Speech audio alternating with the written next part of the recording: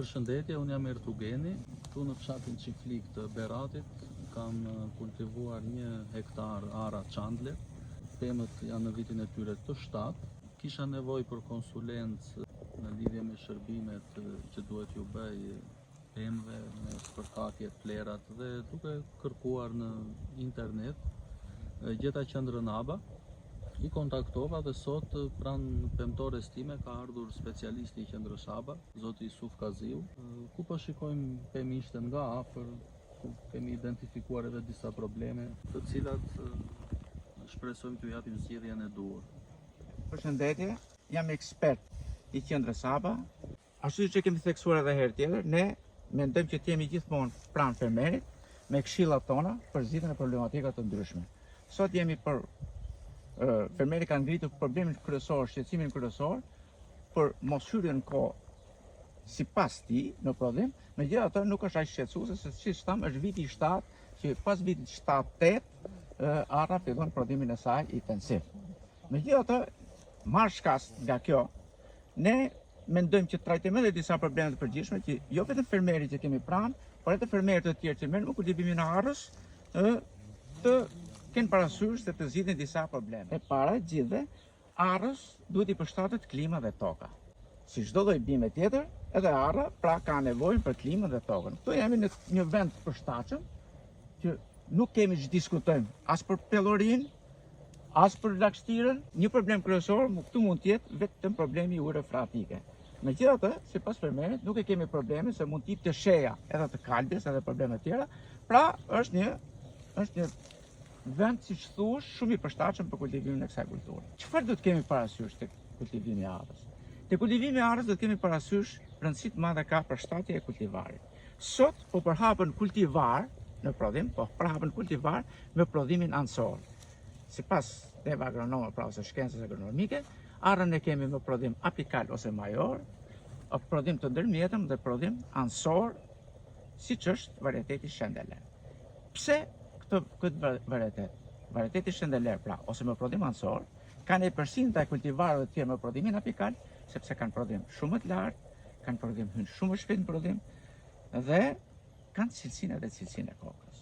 Por, çfarë do të kemi parasysh kur të mbjellim arrën?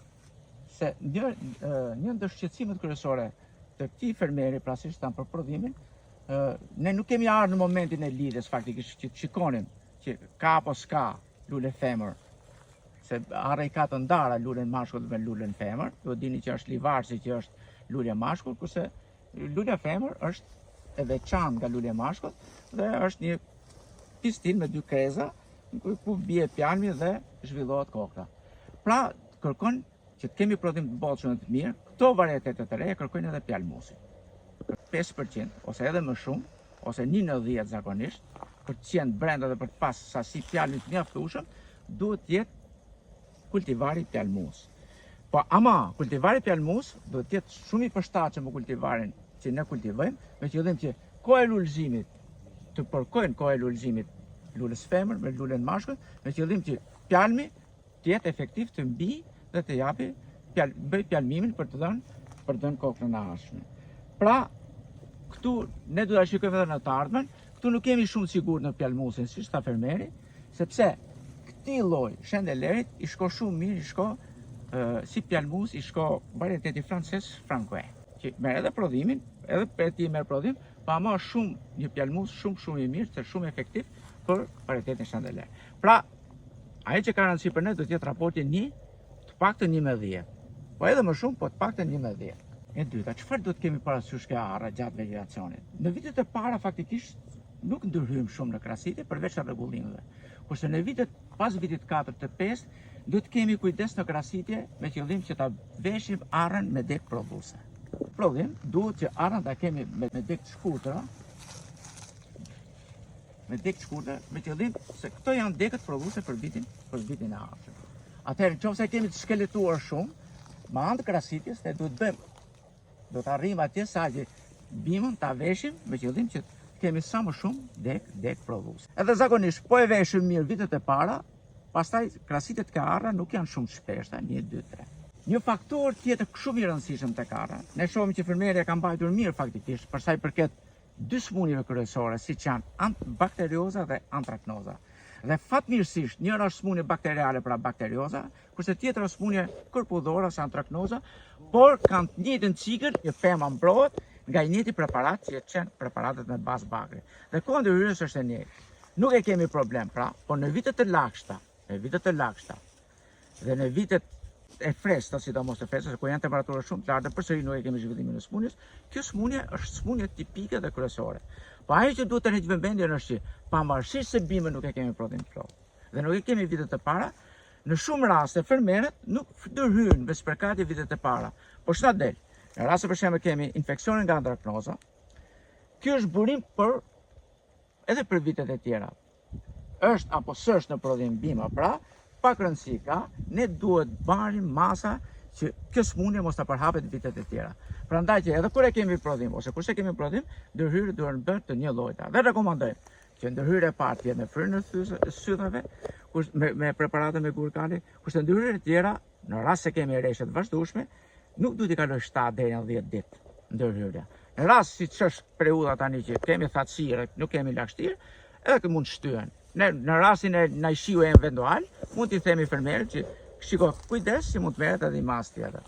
Pavarësisht se nuk është objekti sot, po ne pam edhe shenjat e krimit, që janë shenjat e para të krimit, dhe rekomanduam që të bëhet një spërkatje me preparatet të sistemit te kjo kulturë me qëllim që infeksioni mos kapi breznit dhe breznit e tjera. Do të kemi kujdes.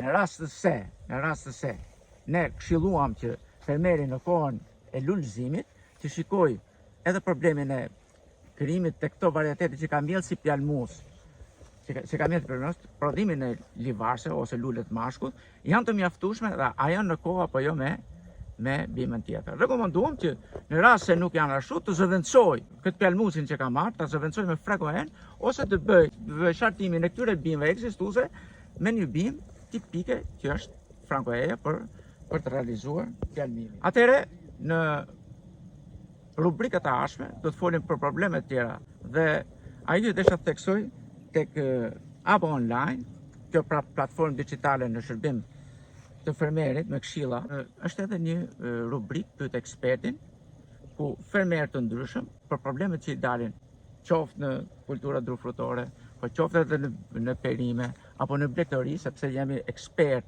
të fushëve të ndryshme pra në këtë qendër, që japim këshilla, ne brenda 24 orëve, me aq mundësi, me aq aftësi sa kemi, do të japim përgjigjen adekuate të përshtatshme fermerët për zgjidhjen e problemeve të tyre në problematikat që hasin në përditshmërinë e tyre. Një spërkatje me gurkali ke po? Po, edhe pleu. Pleun ja kam edhe pa e punuar.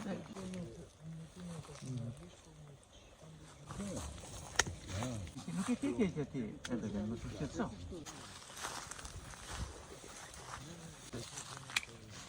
Ky gati ka thënë forma kupore. Gjithë do të ishte ky drejt të më qendër. Shikoj. Kjo dek këtu.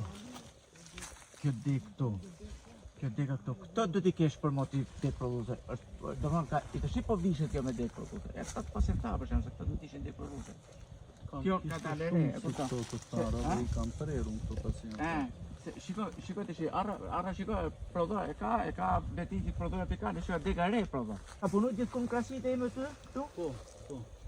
Pa mirë pra, se shiko që në dhe që. Qoftë të t'i kalon me lider, s'kap se konkuron kjo. As kjo, as ajo, ansori ato pjesë e majnë. Nuk duhet të konkuron.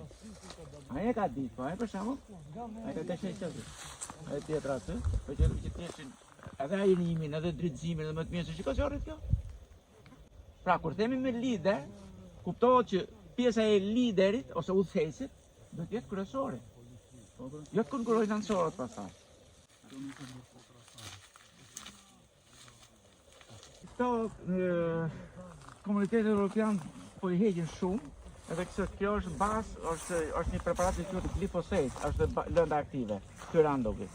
Edhe kjo glifosati faktikisht le disa dotje, por jo se ndikon shumë tek pavoj bimësh, e kupton?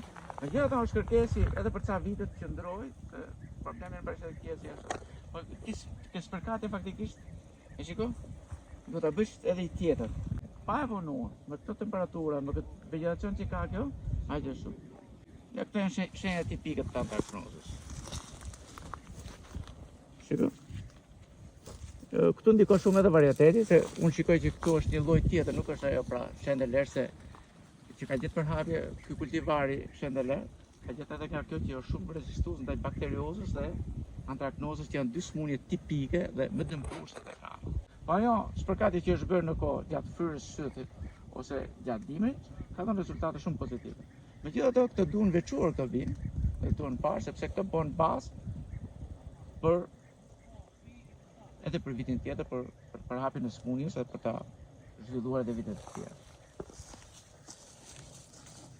Unë rekomandoj të përdorësh një preparat sistemi me që është, pra, infeksioni është i brendshëm, është shkrim brenda, ai gjatë ushqimit e merr bimën nëpërmjet limës, gjatë ushqimit ushqet në ata dhe duket dëmton.